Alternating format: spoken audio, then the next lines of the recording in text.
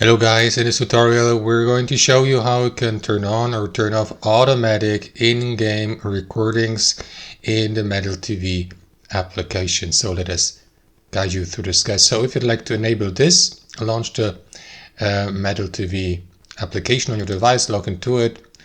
And before you launch the game, guys, there is the option, for example, to start recording your in-game session without using any manual shortcut or hotkey, for example, so that you start recording it whenever you launch the game, right? So you can change these settings by clicking into that gear icon in the bottom left, then navigate to recorder settings on the left hand side and switch from manual capture, which is the default settings, to automatically record.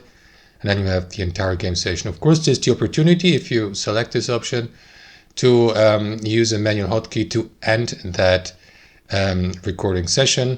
But if you don't press any hotkey or shortcut, Metal TV will automatically start recording your game whenever you enter it till the end, till you close the game, right?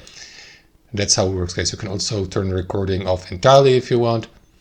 That's how it works. Thanks for watching, and I'll see you next time.